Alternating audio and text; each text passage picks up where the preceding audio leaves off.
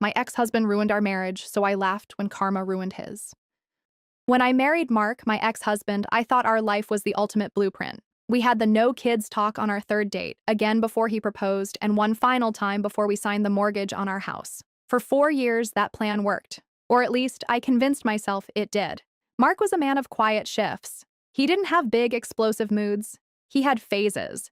He'd get obsessed with a new hobby, cycling, sourdough, home brewing, pour $1,000 and 6 months of his life into it, and then let the equipment gather dust in the garage.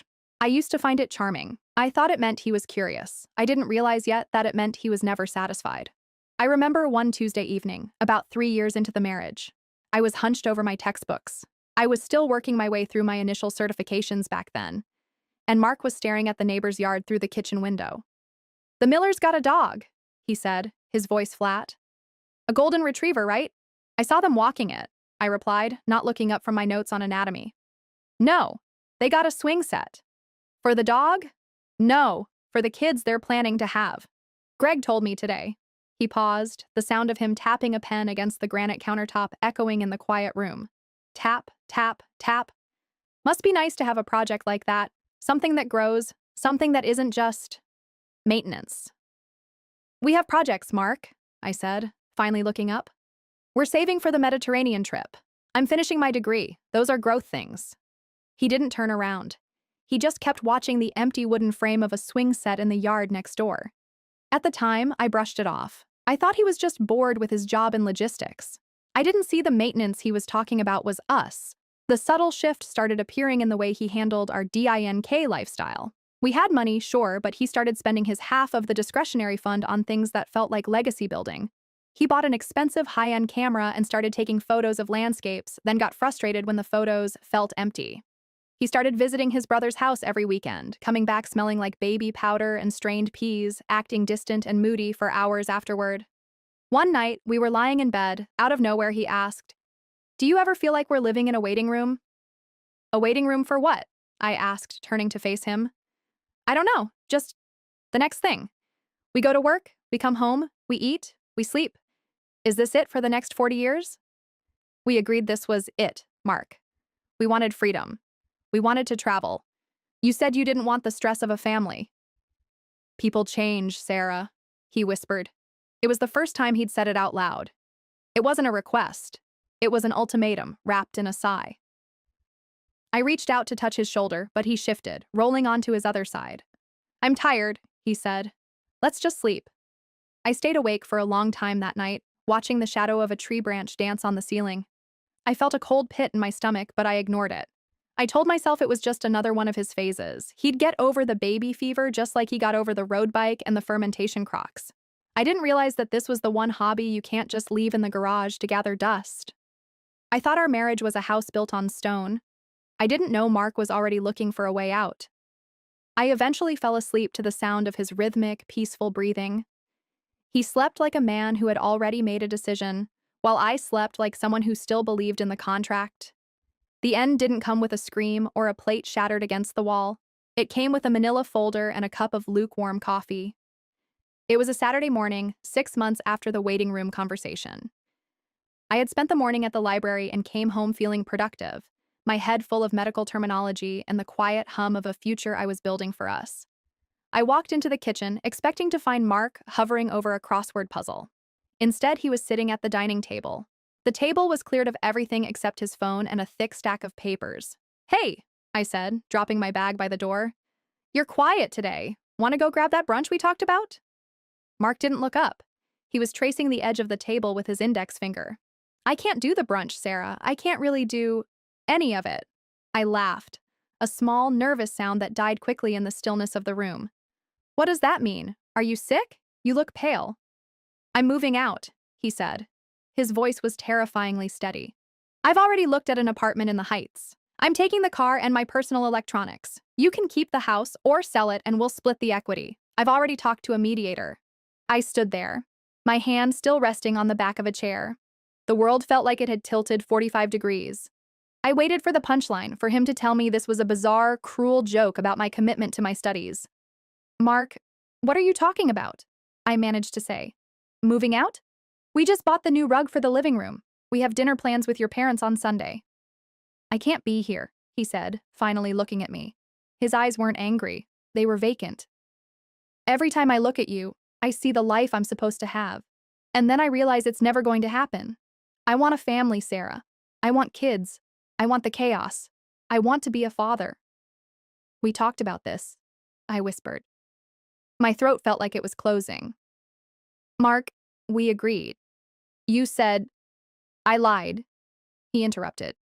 Or I was wrong. Does it matter which? I thought I could live without it because I loved you. But I've realized I love the idea of a future more than I love our current reality. I'm 32. If I don't start now, when will I? But I'm your wife, I said, the words feeling pathetic as they left my mouth. I'm a person. I'm right here. You're talking about children who don't even exist. You're choosing ghosts over me. I didn't touch the folder. I felt a strange, buzzing sensation in my fingertips. We could go to counseling.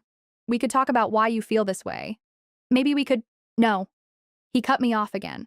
Unless you're telling me right now that you've changed your mind and you want to start trying today, there's nothing to talk about. Are you saying that? I looked at him, searching for a flicker of the man who used to make me coffee every morning. The man who promised that it would always just be the two of us against the world. He was gone. In his place was a stranger who was looking at me like I was a hurdle he needed to clear. No, I said, my voice shaking. I haven't changed my mind. I don't want to be a mother just to keep a husband. That's not fair to anyone. Then we're done, he said.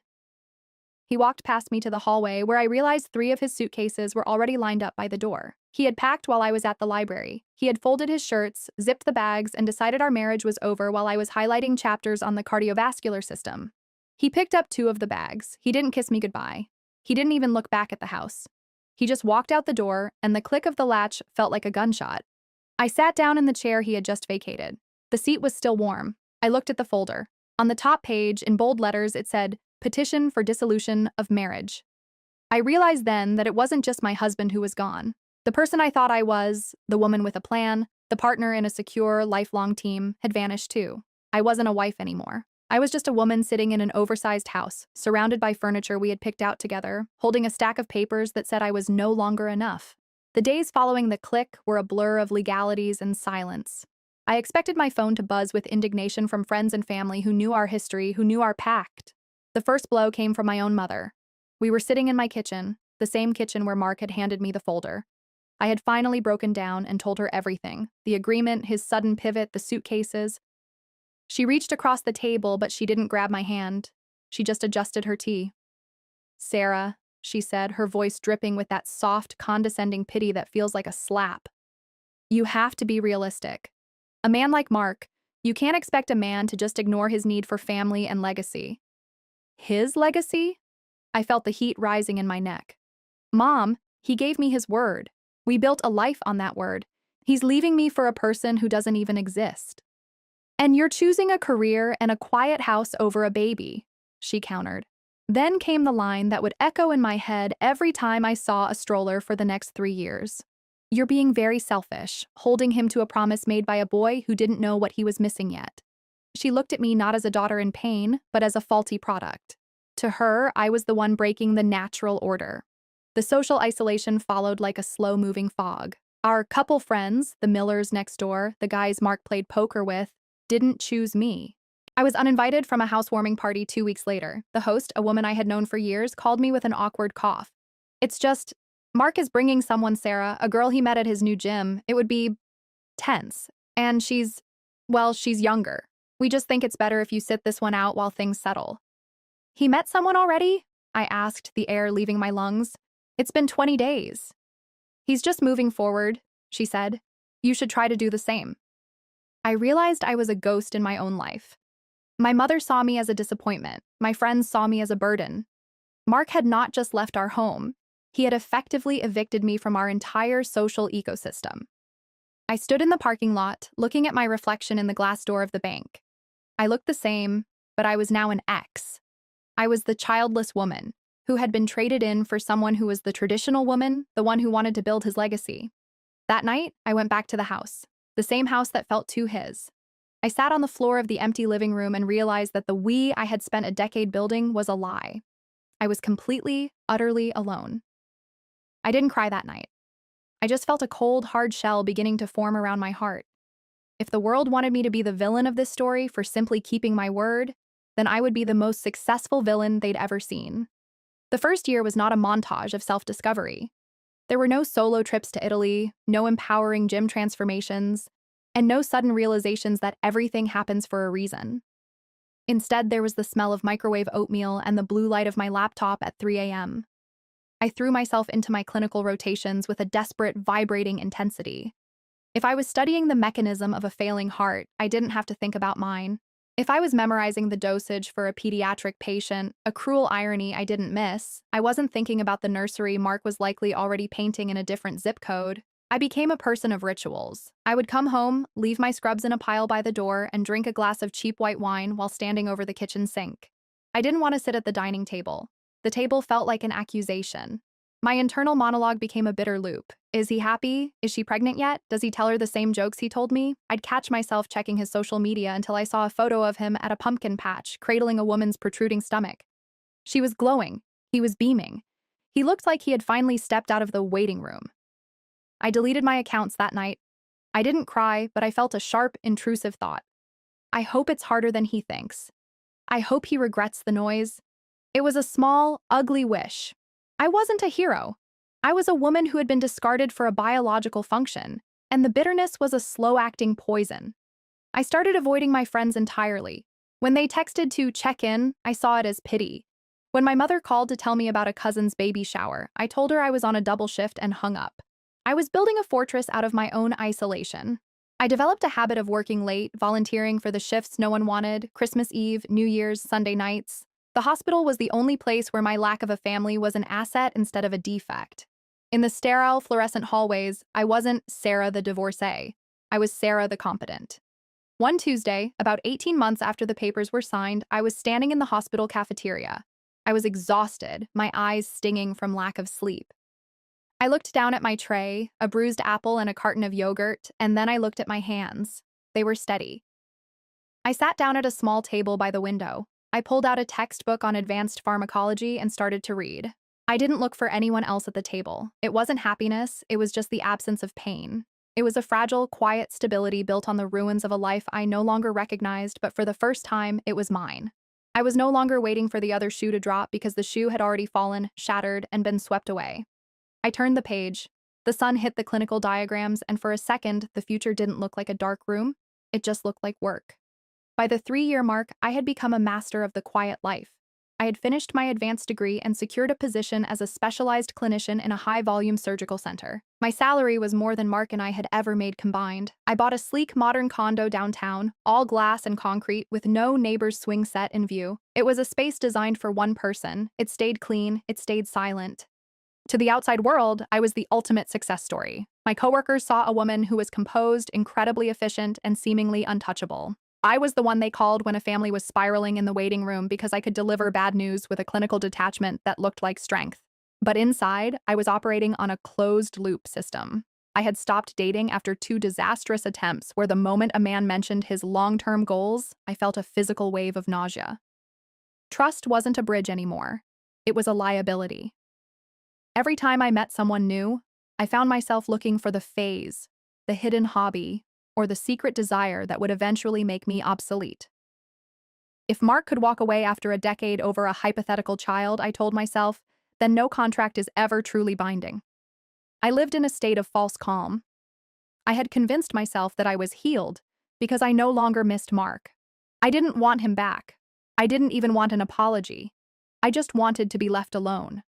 But I still avoided the baby aisle in the grocery store. I still felt a sharp pain in my chest when I saw a man holding a toddler's hand. I still resented the fact that a child was the only thing that could make a man stay. One rainy Tuesday, I was finishing my charts at the hospital. It was late, and the corridors were hushed. My phone buzzed on the desk, a notification from a private number. I assumed it was a page from the on-call resident. I picked it up, my thumb hovering over the screen. It wasn't a page, it was a text message. Sarah, I'm sorry to reach out like this. I know it's been years. I'm in a really dark place and I didn't know who else to talk to. Everyone else is judgmental. I'm at the park near your old place. Can we talk, please? I stared at the screen until it dimmed and went black. I knew that was Mark, the same Mark who abandoned me for a future that wasn't even there. He didn't stay at the park. By the time I got home to my condo, a drive I took in a trance of cold adrenaline, he was sitting on the curb outside my building. The man sitting there wasn't the Mark I remembered. The Mark I knew was polished, always smelling of expensive pomade and ambition. This man looked like he had been weathered by a decade in a single afternoon. His hair was thinning, his jacket was stained, and he sat with his head in his hands, looking small against the backdrop of the city. I didn't want to stop. I wanted to drive into the underground garage and let the heavy iron gate slide shut between us. But curiosity is a cruel thing. It's the itch that ruins a scab. I parked and walked toward him. He looked up, and for a second, the way his eyes lit up made me sick. It was the look of a drowning man seeing a life raft. "Sarah," he rasped, standing up.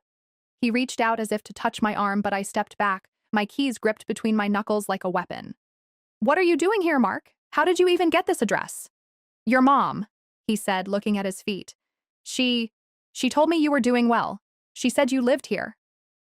Of course she did. She still saw him as the son-in-law who followed the natural order, even if he had stepped over me to do it. "I can't be here," he started, his voice cracking. He didn't ask how I was. He didn't comment on my career. He dove straight into his own tragedy. "I made a mistake, Sarah. A massive, catastrophic mistake. You have a family, Mark. You have what you wanted. You chose this." "I didn't know," he whispered, and then he started to cry. It wasn't a dignified cry. It was a messy, snotty breakdown. "I didn't know it would be like this. The house is a war zone. The kids, one of them, Leo, he doesn't even look at me. He just screams. The sensory issues, the therapy bills. I'm working 60 hours a week and I'm still drowning in debt. And Chloe, she's not the person I married. She's angry, Sarah. She's always angry. She stopped taking care of herself. She stopped caring about us. I'm just a paycheck and a diaper changer to her." I watched him and I felt a terrifying cold wash of validation. It was the ugly wish I'd had 3 years ago, realized in front of me. He had traded our peace for the chaos, and the chaos was winning. "I miss my life," he sobbed. "I miss our life. I miss how clean it was. I miss talking to you. I miss being a person instead of just a dad. I've learned my lesson, Sarah. I know now that I had everything I needed with you. I want to come home." "This isn't your home," I said, my voice sounding like ice cracking.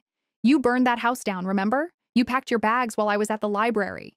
"I'll leave her," he said, stepping closer, his eyes wild. "I'll get a divorce. I'll give her everything, the house, the debt, whatever.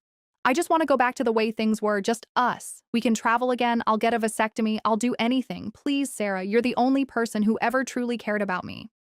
I looked at him.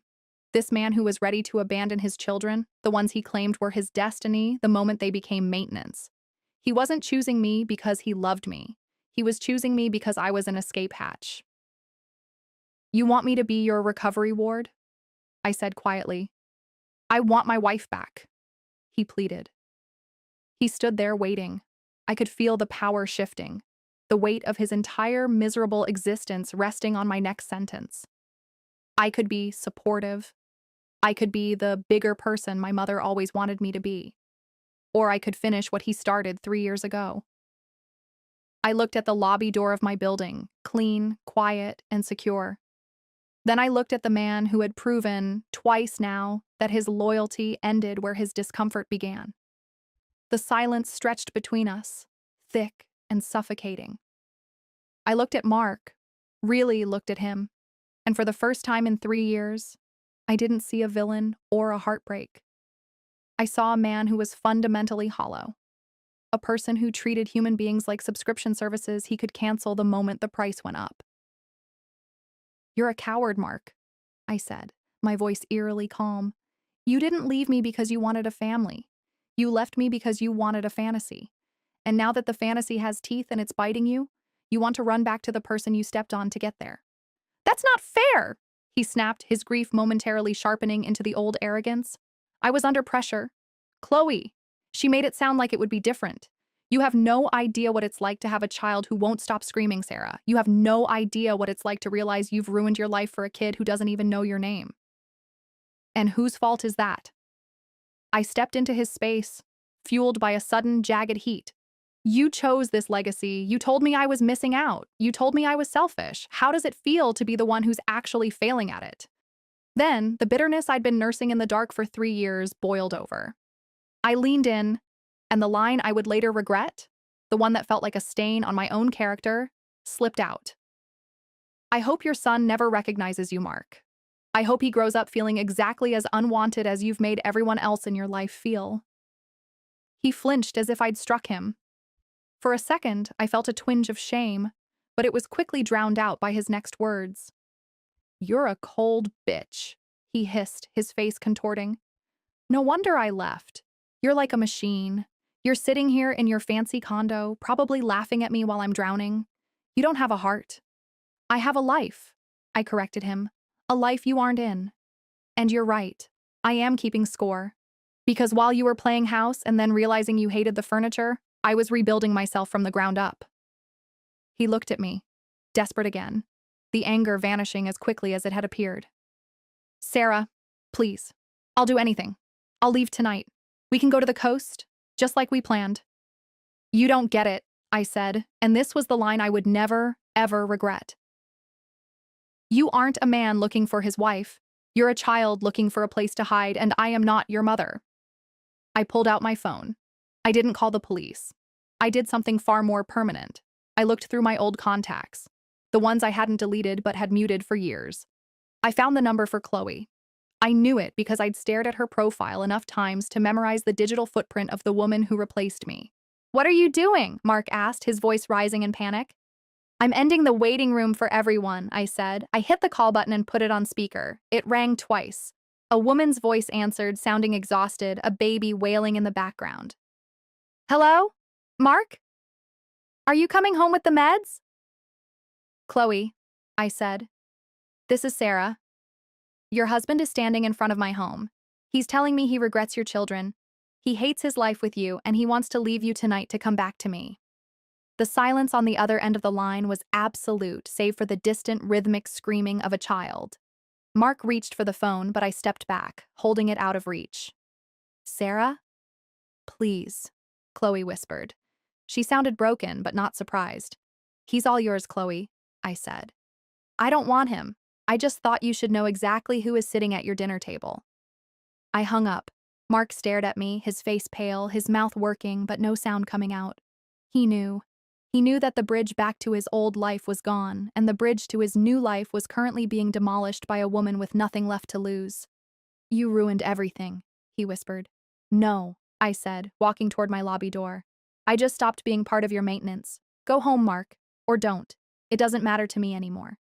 I walked inside. I didn't look back. Through the glass of the lobby, I saw him standing on the sidewalk, his phone buzzing incessantly in his hand. He looked like a man who had finally realized that when you burn every bridge you cross, you eventually end up alone. I got into the elevator and pressed the button for the top floor. The doors slid shut with a clean, final hiss. My mother called me, her voice trembling with fury, something that I hadn't heard since I was a teenager. "How could you be so cruel, Sarah?" she demanded. "Mark came to me. He's staying on our couch." Chloe kicked him out. She changed the locks and threw his clothes onto the lawn. "She's filing for full custody. Do you have any idea what you've done to those children? They're going to grow up in a broken home because you couldn't just turn him away quietly." "They were already in a broken home, Mom," I said, staring at my reflection in the darkened window of my kitchen. "They were living with a father who hated them. I just stopped the lie." "You did it for spite," she hissed. "And you've lost the right to call yourself the victim in this. You're just as destructive as he is." She hung up, and for the first time, I didn't care. The exile I had felt 3 years ago was now complete. I was no longer the wronged wife. I was the woman who had reached out from the shadows to dismantle a family. I realized that in seeking justice, I had finally become the villain they always wanted me to be. A few days later, I received a package. It was a box of things Mark had left in my basement years ago. Items I'd forgotten even existed. A college sweatshirt, a half-finished book on Mediterranean history, a set of keys to a car we no longer owned. There was a note inside. It wasn't from Mark. It was from Chloe. He told me he was going for a walk to clear his head. Then I got your call. I'm not thanking you. You did it to hurt him, not to help me, but I'm glad the lights are finally on. I'm moving back to my parents' place. Leo needs stability, and he was never going to get it from a man who looks at him like a mistake. I found these in the back of the closet. Don't contact me again. I sat on the floor of my pristine living room, surrounded by Mark's old, dusty relics. I thought about Chloe, alone in a house full of screaming children and half-packed boxes, and I felt a hollow ache in my chest.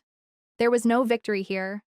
There was just a man who had failed two women, and two women who would now spend the rest of their lives carrying the scars of his indecision. Mark didn't call me again. My mother told me he'd moved into a studio apartment near the interstate. He was working double shifts to cover the child support and the legal fees. He was living the maintenance life he had dreaded, stripped of the luxuries and the peace he had once taken for granted. One evening, I found myself sitting on my balcony watching the city lights. I realized I had finally achieved what I wanted. Mark was gone, his betrayal was answered, and my life was entirely my own. But as I sipped my tea in the perfect, expensive stillness of my home, I understood that moving on is a myth. You don't move on, you just move away. The trauma wasn't resolved, it was just archived. I was safe, I was successful, and I was stable, but the air in the room felt thinner. I looked at the empty chair across from me. I wasn't waiting for a husband, and I wasn't waiting for a child. I was just living in the aftermath of a war that nobody won.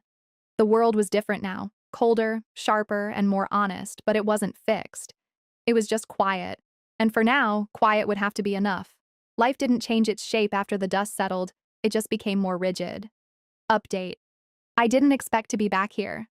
After the last post, I spent a lot of time offline. I finally had a sit-down with my mother last week. I told her that if she mentioned his name to me one more time, I would change my number and she wouldn't have it. She cried. She called me heartless. But she hasn't mentioned him since. People keep asking me if I feel at peace now. The truth is, I don't know what that word means anymore. I'm successful. I'm stable. I sleep 8 hours a night in a bed that belongs only to me. But I've noticed that I've stopped looking for a partner. The idea of letting someone into my space, legal, emotional, or physical, feels like a security risk I'm not willing to take. I saw a photo of his kids recently on a mutual friend's feed. They look like him. It gave me a weird, hollow feeling in my chest. Not regret, and certainly not longing, just a realization that there is a whole generation of people now whose lives are fractured because a man couldn't decide what he wanted until it was too late. I'm moving on, but not in the way they show in movies. There's no big aha moment. I just go to work, I come home, and I appreciate the silence of my kitchen. It's a quiet life, it's a lonely life, sometimes.